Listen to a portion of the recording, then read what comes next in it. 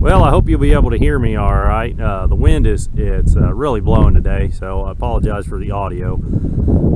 Today's project, or this project that I started last night, going through today, tomorrow, the next few days, is going to be draining this pond down. The reason I'm doing this is we've got a lot of undesirables in the pond. There are a tremendous amount of crappie, little bass, and I saw at least one koi swimming around the cat. The siphon, what I'm using for a siphon is everything I just had on hand. I'm using a corrugated field tile. It's 4-inch tile. I'm using a tide jug to float it and a brick to weight it down, so that the field tile, the opening is held down about 3 feet deep out there. The tide jug just keeps it from sinking all the way to the bottom and getting plugged up with dirt. You can see I've got it duct taped, in a couple of spots that I had to join a couple of pieces together. Just duct tape to keep them from sucking too much air, and it's working great. I got a heck of a good flow, and so this thing's been running since about, I want to say I've got about 12 or 13 hours on it now. I started it up about 10 p.m. and I think it's about 11 a.m. or 12 a.m. or not, 12 a.m. 12 noon now. And the water was flowing out of the pipe. It was just at the bottom of the pipe when I started this last night. So I've dropped it, I want to say, a good foot in 12 hours. So, well, the siphon's been running for 36 hours now, and I'm going to guess that the pond is probably down about 4 feet. Well, I hope you can hear me over the sound of that engine and the wind noise. It seems like the wind hasn't stopped blowing since I started this project. My siphon broke yesterday afternoon. I had tried to adjust it yesterday morning to get the pipe up closer to the surface, closer to the jug that was floating it. And when I was adjusting it, the pipe wanted to pull up out of the water. In fact, I got a big gulp of air and nearly broke the siphon yesterday morning. So I thought I better leave well enough alone. So it ran for a few more hours, and then sometime yesterday afternoon, it stuck down into the mud in the bottom, which clogged the end of the pipe, which then allowed my joints, which were duct taped, to leak enough air to break the siphon. So I started that gas pump up late last night, and big thanks to my sister, her husband, and their 2 boys. I don't know if I'd have got that thing primed and running without their help yesterday. So by the time we got done, I think we were in the 30s. I had thoroughly soaked myself and both the boys, I think, with that water. So we were freezing. That was, I just can't say enough thanks to them for all their help, all the time with my projects. Anyhow, the siphon was a 4-inch corrugated line, and now this pump is a 2-inch line. And based on the amount of flow coming out the pipe down there, as well as how slowly the water level is going down, I'd say that pump is pulling less than half of what the siphon was. So it's actually a lot slower than I thought it would be.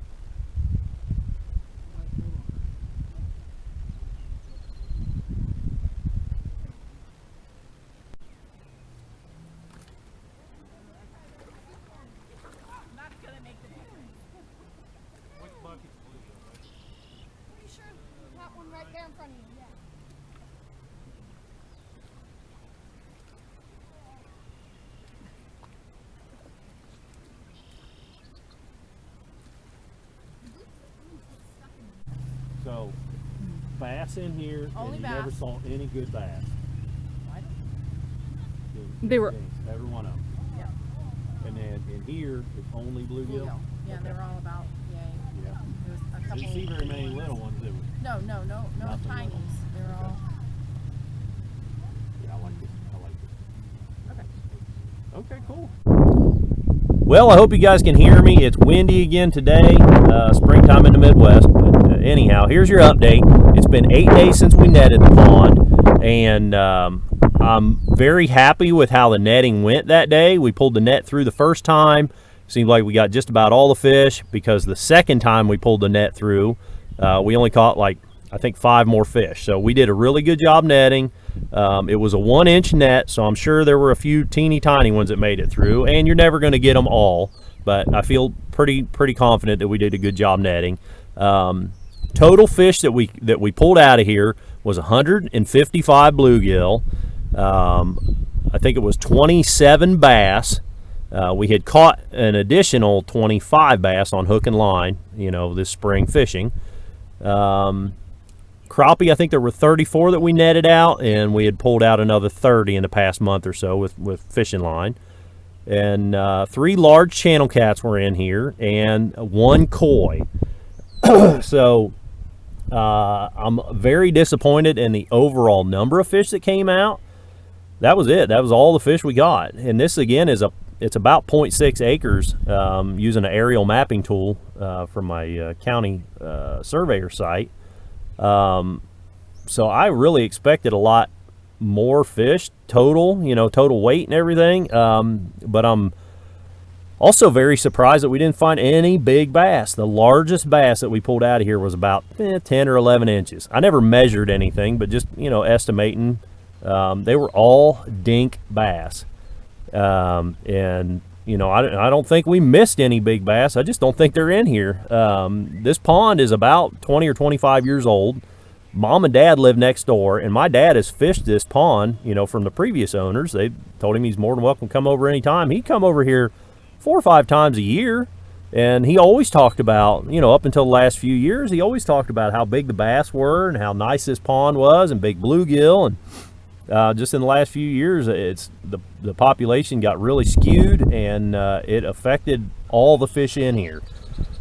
So I want to be sure that we got everything out. Given how screwed up the populations were, the fish sizes and everything, I want to start from scratch, and I want to make sure it's starting from scratch. So with that in mind, you may notice this white residue in the mud down here. That was a little bit of spillage yesterday. I came over here with 150 pounds of hydrated lime. I would mix the powder with water in a bucket, make it like a slurry, and then using the canoe, pour it out there in the water, and then using a canoe paddle, stir it up really well. So put 150 pounds of hydrated lime in here. I checked it at 100 pounds, and the pH was at like 10. And I don't know how high those test strips are or how accurate they are, but the pH was around 10 according to that test.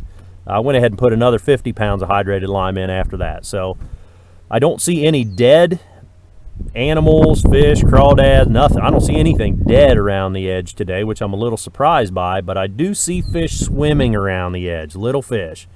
And I haven't seen any fish swimming around the edge over the last week. So I think they're being affected by it. So hopefully that lime will do, a good job of, kind of neutralizing everything in the pond. So that's where we're at. That's your update for today, guys. Well, we're back out at the pond today. You can tell the water level is still very low. You see the outflow pipe over there. We're still probably in the neighborhood of 7 feet from full, but the water is coming up considerably. We probably, since I drained the pond and we netted all the fish out, it's been maybe a month or so ago, the water level has probably come up, I'm gonna guess 2 to 3 feet. So today's project is going to be improving these bluegill bedding areas. Now I let it dry up just as much as I could, because this was just slop. This was 8 to 10 inch deep mud, and now it is dried out enough where I can easily walk on it. So that was kind of the whole point of draining this down, was to get the fish out of here, let this dry up enough where I could get in here and work. So it's as good as it's going to get. What I'm going to do is I'm going to use that weed mat, and I'm going to lay it out flat across this sort of a flat area here. I'm kind of estimating, based on where I can tell the water line usually is, I'm kind of estimating that this is probably in the neighborhood of about 4 foot deep, maybe 5 foot deep out here at the edge. Of course, it gets shallower as you go up. And with this kind of being in the corner of the pond, you know, that mud line there, that's probably about a foot deep usually. So if I can layer this with weed mat, use concrete blocks as a sort of a retaining wall, that'll be, you know, 1 block deep out here. Then in the center where it's a little deeper, I'll probably stack another block on top of that. Use that as a sort of a retaining wall to hold back the pea gravel. And I got a load of pea gravel delivered here a few weeks ago. Been sitting here waiting for this project. We're going to line this whole corner with pea gravel. And apparently bluegill absolutely love pea gravel for bedding. We're going to do the same thing over there. You can see I've got some blocks stacked up. There is a small shelf on that corner, just a little flat area over there, not very big, but there are you know, fish beds. You can see the little impressions in the mud. So they apparently they like to bed over there too. And really, you can see the way that the slope of this, of the, you know, the whole bank is sloped so steep that there are not that many more areas to bed in. If all those cattails weren't there, I guess they could bed over there, but it's still too sloppy for me to try to get in there. I thought about scooping those cattails out with my tractor, but it's still way too soft. So we're going to improve this area. We're going to improve that area over there. And I've got some trees over here that when we cleaned off the pond dam, I saved back some cedar trees. We're going to use those to place in anywhere from 6 foot of water on up, and we want to put those close to the bedding areas. The whole idea here is to give the bluegill a better spot for bedding and I want to say survivability of the little ones. So bluegill will bed in mud, but apparently once the eggs hatch, the babies then don't really have anywhere to hide. They don't do well in the mud, and if they don't have any structure to immediately kind of escape to, they're easily preyed upon by the predatory fish in the pond. So what we're going to do with the gravel, that gives the babies somewhere to hide. The little bitty teeny tiny things, when they're first hatched out, they kind of hide in the gravel, I guess. That's through the research I've done. You know, that's what I'm finding. So the babies hide in the gravel, and then if we put some structure close to the bedding areas, then the babies can immediately go from the gravel into the trees or whatever sort of structure you can add into your pond. And that gives them somewhere else to hide as they grow. And of course, then, you know, you got like algae growing on it, and I don't know what baby bluegill eat, plankton and all that good stuff, zooplankton, I don't know. I'm not going to pretend to understand it all, but that sort of crap grows in, you know, cedar trees or a stack of skids or something like that. So that's the whole idea behind this project. Well, hopefully you can hear me over the wind, but you can see I got the weed mat laid out. It's kind of lumpy out there because if you remember, there's a bunch of cattail stubs that are sticking up. Some of them are, well, they look just like that. Some of them are about a foot tall. So got it held in place with just these rocks that were laying around. I'm going to go ahead and put my concrete blocks along again and kind of build a retaining wall of sorts. There's my retaining wall, and something that I guess I hadn't really considered until I started stacking these blocks up was how much sort of hiding or structure is available to the little fish just from the blocks. I don't know if I really considered that, but there's a lot of little nooks and crannies for little fish to hide in. So I guess I'm pretty happy with how that turned out. Again, I didn't do any kind of, you know, site prep at all to this. They're just laid on top of that lumpy old ground. So it looks kind of poor, but you know, it's going to be in a pond. Nobody's ever going to see it. And if it doesn't, you know, if a block or two falls over, if the whole darn thing falls over, well, it's still something in the way to keep that gravel from just pushing down the hill so easy. So I'm pretty happy with how that turned out. Well, there's the pile of pea gravel. I had it delivered up here by the barn just because, you know, the dump truck could get in here. I believe that was, it's been a month or two ago now, I believe that was 12 or 13 tons. That's all one scoop gets you. It don't look like much.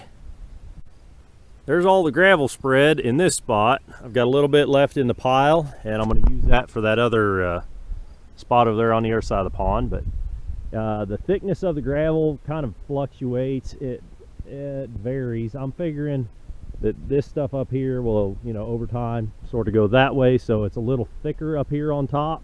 And I figure the bluegill are probably more apt to use this little bit shallower area than they are down there. So I mean, you can tell against the blocks down there kind of how deep the gravel is. Right now that second layer, you know, is not doing anything. Well, I can't say that. It's adding pressure, you know, it's holding, you know, more weight down on the first layer, so it is helping to hold the first layer in place. But over time, you know, as this gravel kind of settles and goes that way, I would expect that it would be holding back gravel. I'm going to go ahead and I think I'm going to go ahead and place a couple of trees.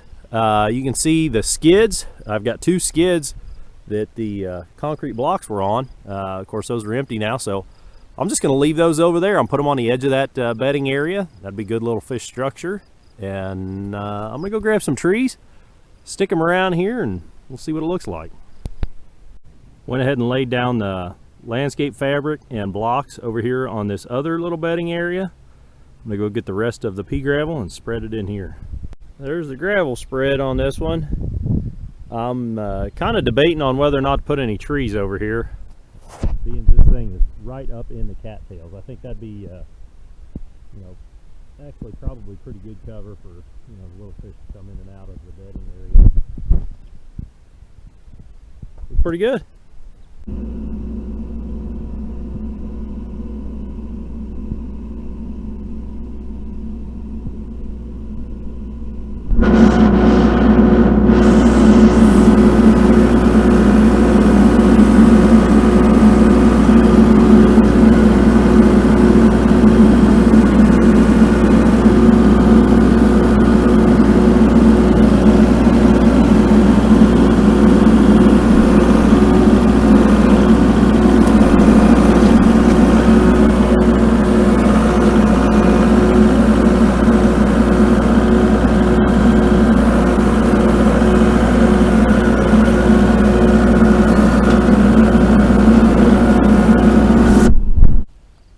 Well, this is the end of the project.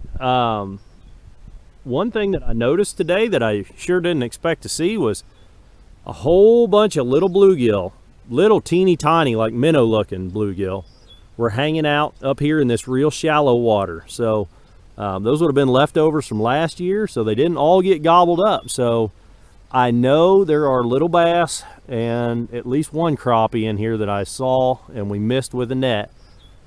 They haven't gobbled up all the little bluegill yet, so that's a promising sign. Because I don't know, I've got to look into if I do want to rotenone the pond or not. Now that I'm seeing those little bluegill swimming around, it gives me hope that I won't have to. The bluegill bedding areas turned out great. So you saw me put the gravel in this one. I got about, you know, 3/4 of the way through the pile. Then I went over and did that bedding area over there, and I put it on nice and deep. I then, you know, I had more gravel than I needed for over there, so then I came back and dumped the rest of it in here. So now where that was, you know, anywhere from probably 4 to 6 or 8 inches deep, now it's even deeper. I probably put another 1 or 2 in spots through there. So plenty of gravel up here.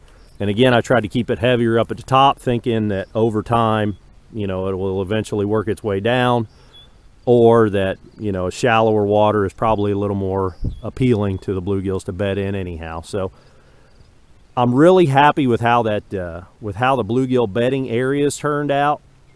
I went ahead and put the grapple on the tractor, as you saw, and placed those trees around the pond.